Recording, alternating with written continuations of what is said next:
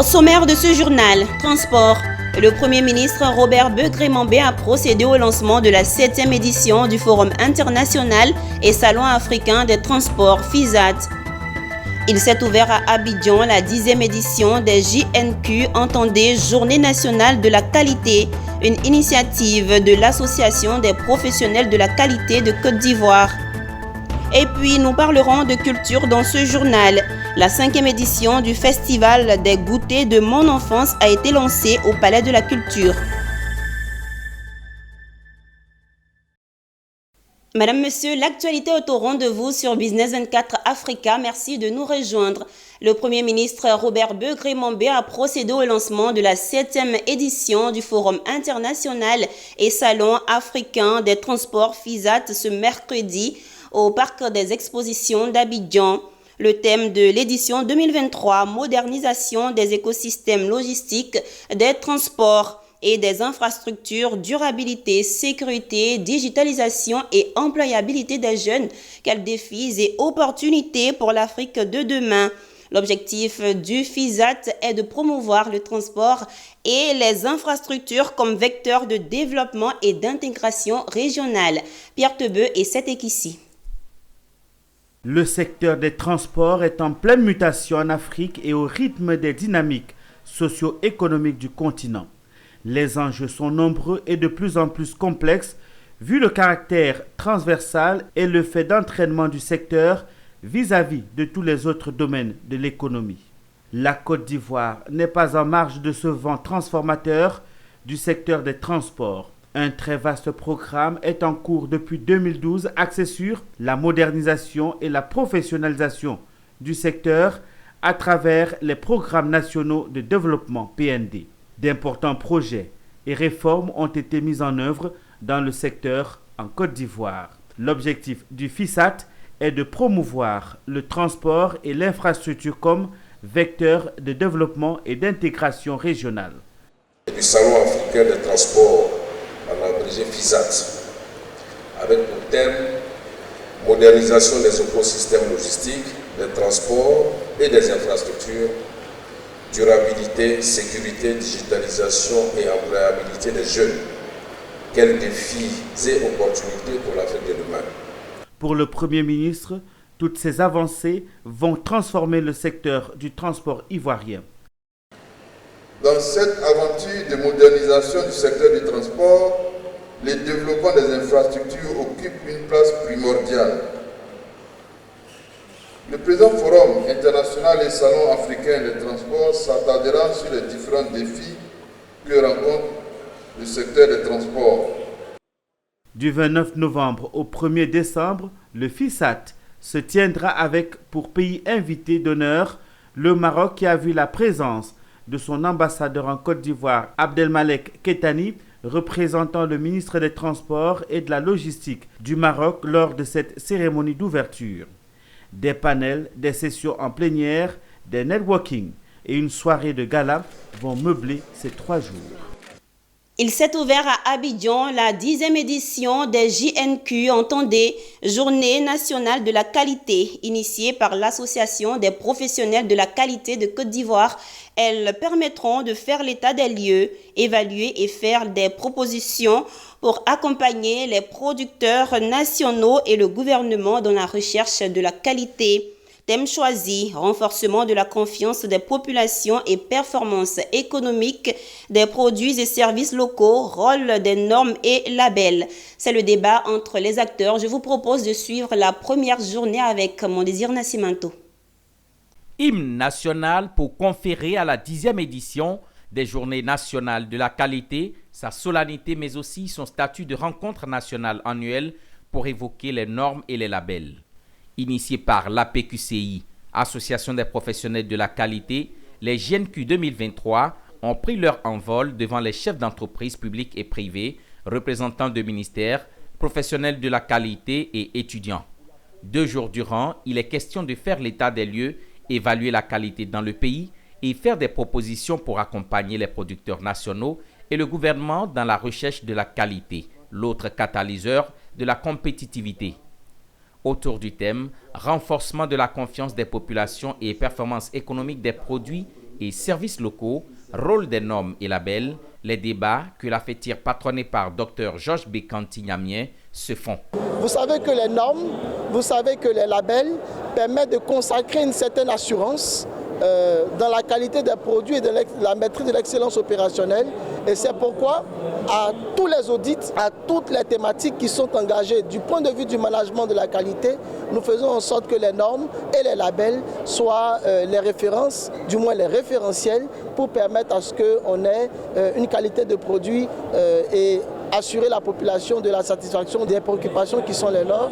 Pour les organisateurs et les invités, l'édition 2023 est celle de la maturité et c'est pourquoi elle a mobilisé plus de 4 ministères, notamment ceux chargés de l'agriculture, du commerce, des mines et de l'économie. Tous ces ministères engagés à stimuler et à travailler pour une production respectueuse des normes. Pour nous, c'est une satisfaction totale parce qu'aujourd'hui, en tant qu'entreprise certifiée et qu'on assiste à la Journée nationale de la qualité, pour nous, c'est encourager les autres entreprises à s'inscrire dans cette démarche. Et le ministre que j'ai représenté, le ministre d'État, Kobena Kossi Agumani, m'a instruit de féliciter d'abord les organisateurs pour cette initiative qui s'inscrit vraiment dans le cadre des initiatives du gouvernement à travers justement son département ministériel pour faire en sorte que les produits que nous mettons sur le marché soient des produits de qualité. Les JNQ 2023, ce sont aussi des panels, des communications, mais aussi des stands installés pour présenter des produits de qualité. Les invités, après l'ouverture officielle de cet événement, ont procédé à la visite des stands. Le Burkina Faso est le pays hôte de cette 10e édition. En Afrique de l'Ouest, les questions d'hygiène, d'assainissement et d'éducation sanitaire sont confrontées à de nombreuses difficultés. C'est pour trouver une solution à cette préoccupation que DJI et Bill and Melinda Gates Foundation ont lancé le projet Promouvoir l'assainissement urbain inclusif grâce à la résilience climatique en Afrique de l'Ouest. Djekou de Silva et Setekissi. C'est un projet d'un coût total de 3 millions de dollars. Il concerne 3 pays de l'Afrique de l'Ouest. Il s'agit du Sénégal, de la Côte d'Ivoire et du Burkina Faso. Dans ces pays, plusieurs villes sont infestées par la pollution créée par le rejet des ordures ménagères dans les espaces publics. On trouve des déchets ménagers dans les rues, les espaces vides, les terrains inhabités au milieu des voies. D'où un projet pour concilier l'assainissement et la variation climatique. La Fondation Bill et Melinda Gates, à travers DJI, veut montrer un peu l'importance de l'assainissement dans la stratégie de lutte contre les changements climatiques. Pour nous, l'Institut mondial pour la croissance verte, aujourd'hui c'est le lancement d'un nouveau projet que nous avons sécurisé pour le compte du ministère de l'assainissement et de la salubrité et également de l'environnement. Le coordonnateur du projet et le représentant du ministre de l'Hydraulique, de l'assainissement et de la salubrité ont donné les orientations dans l'exécution du projet. Une des finalités de ce projet est de formuler des recommandations au gouvernement à l'effet justement de développer une politique résiliente au changement climatique. Il faut dire que la Côte d'Ivoire s'est engagée pour l'atteinte des objectifs du développement durable. La Côte d'Ivoire s'est engagée à avoir un niveau d'assainissement assez acceptable. Et depuis quelque temps, aussi bien à Abidjan que dans toutes les villes de l'intérieur, nous avons adopté des schémas directeurs d'assainissement et de drainage. Le projet Promouvoir l'assainissement urbain inclusif grâce à la résilience climatique en Afrique de l'Ouest a débuté en 2023 pour s'achever en 2026. Et nous poursuivons cette édition en parlant de sécurité maritime. Le CRESMAO, entendez, Centre régional de sécurité maritime de l'Afrique de l'Ouest, a tenu ce mercredi la 2e édition de la journée portes ouvertes à Abidjan, organisée en collaboration avec le projet d'appui à la sécurité maritime intégrée en Afrique. Cette journée visait à faire connaître les activités du CRESMAO et c'était en présence de Konena Nourgo et Ezekiel Siri. Ils étaient tous présents à cette 2e édition de la journée portes ouvertes du CRESMAO de ce mercredi 29 novembre au CRA d'Abidjan. Ces principaux acteurs du secteur maritime et le grand public sont venus comprendre les missions, le rôle, les objectifs et les actions du Centre régional de sécurité maritime de l'Afrique de l'Ouest en matière de sécurisation des eaux. Une journée organisée sur le thème « 10 ans après, quelle contribution du secteur privé dans la mise en œuvre du processus de Yaoundé ». Un processus adopté en 2013 et qui a pour but de mutualiser les efforts des pays riverains du Golfe de Guinée afin de mieux assurer la sécurité et la sûreté dans cette zone maritime. But however, that narrative has changed. Le Golfe de Guinée a cette mauvaise réputation, mais la réalité est tout autre. Et c'est ce qu'il a dit tout à l'heure dans son exposé. L'application de ces accords qui ont été fortement soutenus par la Côte d'Ivoire, parce qu'à l'époque d'ailleurs, il se trouvait que le président de la CEDEAO, c'était son Excellence Monsieur le Président de la République, Alassane Ouattara, qui avait donc participé à ce sommet des chefs d'État. La Côte d'Ivoire a donc accueilli à Abidjan le siège du Centre régional de sécurité maritime de l'Afrique de l'Ouest, qui est le CRESMAO, que l'on reçoit aujourd'hui. Et au-delà de ça, la Côte d'Ivoire a mis en place une stratégie nationale de l'action de l'État en mer, qui est une stratégie non seulement de sécurisation de nos espaces maritimes, mais de développement de notre économie maritime. Discussion autour des enjeux sécuritaires maritimes du moment, contribution du secteur privé dans la sauvegarde de la stabilité maritime et les actions du CRESMAO sont entre autres les sujets abordés. Une journée porte ouverte, également meublée d'une partie d'exposition. Parlons santé. Le musée des civilisations dans la commune du Plateau a abrité la conférence publique sur le cancer de la prostate initiée par la coalition des organisations de lutte contre le cancer en abrégé COLCC. Placée sous le thème « Le cancer de la prostate, parlons-en », cette conférence avait pour objectif principal de contribuer à la réduction des taux de mortalité et de morbidité liés au cancer de la prostate en Côte d'Ivoire. Ce sont 2757 nouveaux cas de prostate enregistrés en 2020 et 1600 cas de décès en Côte d'Ivoire. Face à ce sombre tableau, ils étaient une quarantaine d'auditeurs et 333 internautes en ligne de la Côte d'Ivoire et de l'étranger à la conférence publique sur le cancer de la prostate. Ces responsables d'ONG de lutte contre le cancer, d'associations de retraités entre autres, ont manifesté leur grand intérêt à lever le voile sur les incidences de cette maladie. C'est justement la volonté de la coalition des organisations de lutte contre le cancer à cette tribune de réflexion. L'importance des dépistages réguliers a été soulignée à ce rendez-vous afin de permettre un diagnostic précoce et une prise en charge adéquate des patients. On a dit qu'à partir de 50 ans, on est plus exposé à la prostate. Alors donc ça veut dire que nous, ça nous fait plaisir de voir qu'on peut répercuter ces informations, ces formations au niveau de nos associations, notamment au niveau de nos membres qui ont déjà atteint cet âge et qui sont susceptibles d'avoir la prostate. On nous dit qu'il faut toujours faire un test, aller toujours à l'hôpital, au moins une fois dans l'année. Nous allons tenter de relayer cela à travers nos prônes, nos sermons et nos serments.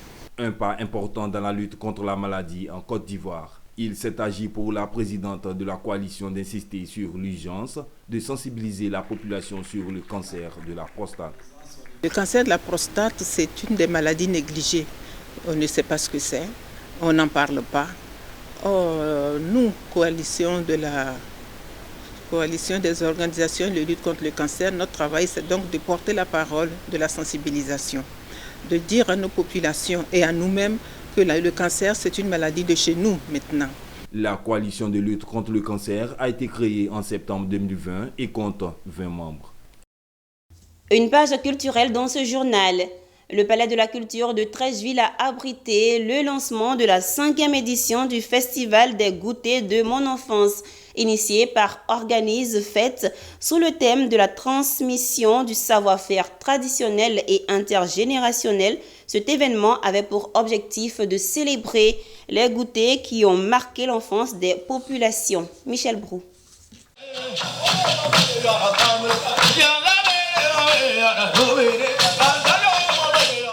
Mettre en lumière les délices nostalgiques et les saveurs d'antan était le sens porté à la cérémonie de lancement de la 5e édition du Festival des goûters de mon enfance. Le Festigmef est devenu au fil des années un rendez-vous incontournable pour les amateurs de gastronomie, les passionnés de culture et souvenirs des mets de l'enfance. Cette édition met l'accent sur la transmission du savoir-faire culinaire, permettant ainsi aux générations présentes et futures de redécouvrir ces délices qui ont marqué leur jeunesse. Cette 5e édition était l'occasion de faire un bilan sur les objectifs du festival qui ont été lancés en 2018. L'un des points essentiels positifs que nous notons aujourd'hui, c'est la visibilité des mets de chez nous dans les espaces, dans les événements familiaux, professionnels, dont nos goûters sont visibles.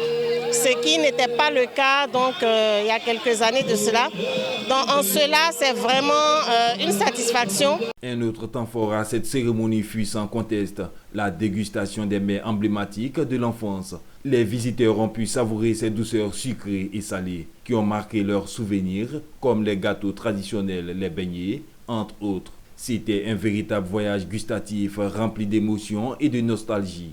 C'est l'occasion également de mettre en lumière tous ces moments, toutes ces femmes qui travaillent et qui continuent de perpétuer donc, cette cuisine ivoirienne-là. Je pense que ce festival est à saluer d'ailleurs. Des grains de palme, lorsqu'on finit de manger, qu'on est autour de, comme on appelle, de cette lampe de bois de feu et qu'on est en train de causer le miel, on prend le petit grain.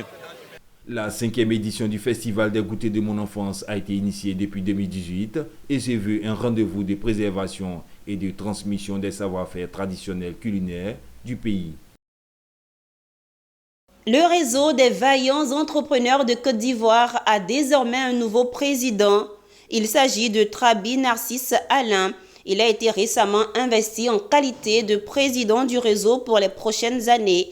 Durant son mandat, le nouveau président du réseau entend multiplier les partenariats avec d'autres organisations. Le récit de Konina Nourgo. Très bien, et on se voit pour la 3e fois l'investiture.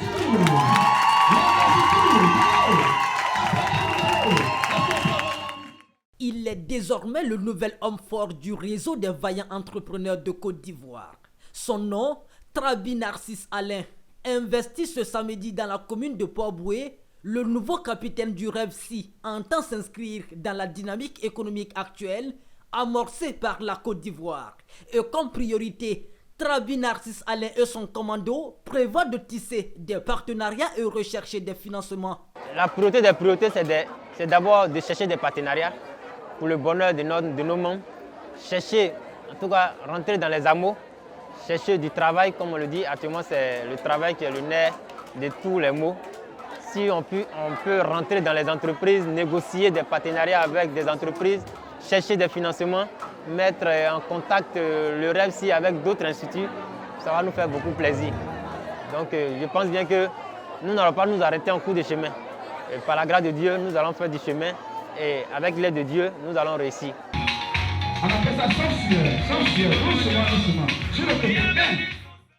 Aujourd'hui, il s'agit de l'entrepreneuriat et nous pensons que nous avons besoin d'aider nos jeunes à entreprendre. Vous savez, comme tout le monde, aujourd'hui, les emplois salariés sont difficiles. Il faut encourager l'entrepreneuriat. Ce n'est pas facile, certes, mais nous faisons en sorte que les jeunes puissent entreprendre. Le réseau des vaillants entrepreneurs de Côte d'Ivoire est une fêtière de plusieurs associations d'entrepreneurs soucieux du bien-être économique de la Côte d'Ivoire. Rendons-nous à Yamoussoukro, capitale politique de la Côte d'Ivoire, où il s'est tenu le 2e conseil de médiation de l'année 2023. Cette réunion du conseil de médiation a été l'occasion de dresser le bilan des activités menées par l'institution au cours de l'année 2023 et de dégager les perspectives pour l'année 2024. Le médiateur de la République a saisi l'occasion pour appeler à la non-violence et à la cohésion sociale. Pierre Tebeu nous commente le reportage de Charles Kouakou. Après le premier conseil de médiation de l'année qui s'est déroulé au mois de juin dernier, où le médiateur de la République a procédé au lancement des missions de sensibilisation pour des élections municipales et régionales apaisées et sans violence en septembre 2023, l'heure est au bilan. Ce rendez-vous semestriel est une opportunité d'échange entre le siège de l'institution et les délégations régionales. Le médiateur se dit satisfait des rôles joués lors des élections municipales et législatives passées. Ces missions qui se sont déroulées dans les 110 chefs-lieux de département du pays et dans le district autonome de Yamoussoukro et d'Abidjan ont été une opportunité de porter des messages de paix aux populations et d'obtenir la signature de la charte d'engagement à la paix par plus de 90% des candidats à ces échéances électorales. Il appelle à la non-violence et à la cohésion sociale lors de la reprise des élections régionales et municipales dans certaines localités le 2 décembre prochain. Le conseil de médiation d'aujourd'hui nous permet aussi de lancer un appel pour des élections sans violence à venir pour le 2 décembre 2023. Ce conseil a permis d'évoquer les succès réalisés au bénéfice des populations, mais également de relever les difficultés rencontrées dans l'accomplissement des missions afin de trouver les meilleures solutions pour le fonctionnement efficace des services de l'organe de médiation. Le Centre national ovin de Béoumi reprend du service. Après 21 ans d'inactivité, l'infrastructure, autrefois fierté nationale, a rouvert avec la mise en œuvre du projet de développement de l'élevage et de petits ruminants en abrégé pro-ovin. Objectif, contribuer à assurer la couverture des besoins nationaux en viande de petits ruminants. Emmanuel Bonzo pour le récit.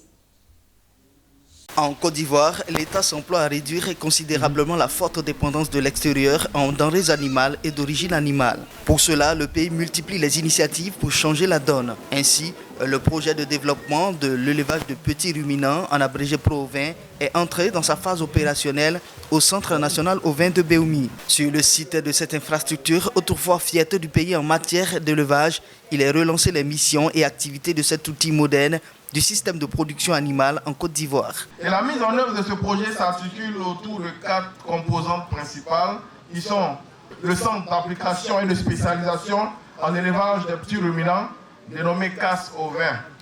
Et la composante 2 s'articule autour de l'appui à l'employabilité et à l'insertion des jeunes et des femmes. Avec un taux de dépendance de l'ordre de 80%, ce sont plus de 400 milliards de francs CFA déboursés chaque année pour couvrir les besoins nationaux. Grâce à Pro-ovin, l'État, via le ministère des Ressources animales et halieutiques, se veut ambitieux avec ce projet structurant et d'évolution du secteur de la production animale. La reprise des activités dans ce centre à travers ce projet dit Pro-ovin va permettre de remettre progressivement les infrastructures en état, de reprendre la norme mission de développement de la production des ovins plus performants avec la mise en œuvre d'une stratégie de formation et d'installation des jeunes sans emploi et ou sans qualification, ainsi que la promotion de l'entrepreneuriat dans toute la chaîne de valeur ovine. La relance des activités du Centre national ovin de Béoumi ouvre donc des opportunités aux populations et surtout aux jeunes, d'autant plus que l'année 2023 leur a été dédiée. Prévu pour s'exécuter de 2023 à 2026, Pro-ovin mobilise pour sa mise en œuvre une enveloppe de plus de 4 milliards de francs CFA.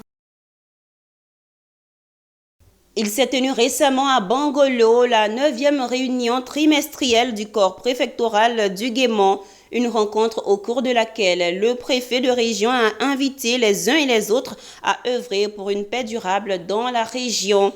Il s'est agi également de partage d'expériences entre préfets et sous-préfets. Théodore Kanga.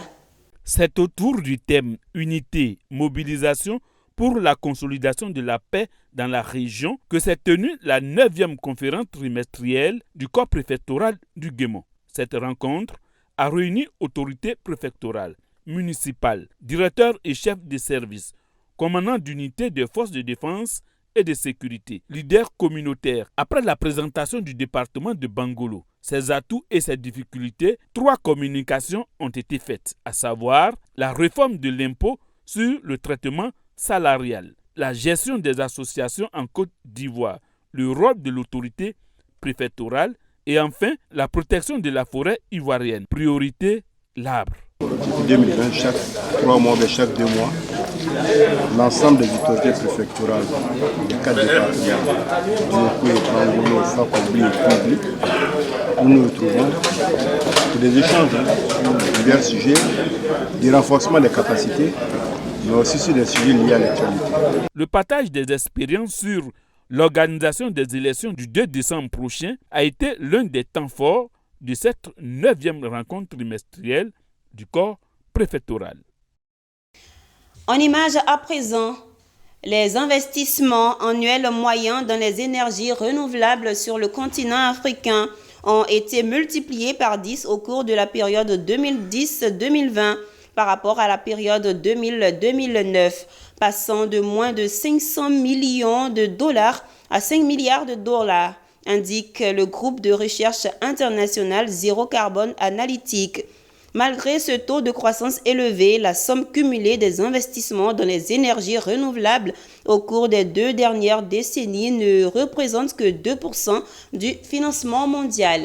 Toujours en image, le gouvernement rwandais a annoncé la libéralisation du marché de transport collectif par bus au profit des opérateurs privés pour faire face à l'insuffisance de l'offre limitée, notamment en termes de flotte des sociétés publiques et des quelques associations qui tenaient le monopole de ce service. Cette décision intervient quelques mois après l'annonce du projet gouvernemental d'acheter au profit de la municipalité de Kigali près de 200 nouveaux bus commandés à la Chine. Un premier lot de 100 unités devrait être livré cette année, tandis que le reste arrivera en janvier 2024. Et c'est ici que se referme ce journal préparé par l'ensemble de la rédaction. Merci de l'avoir suivi. Les programmes se poursuivent sur Business 24 Africa, la télé utile.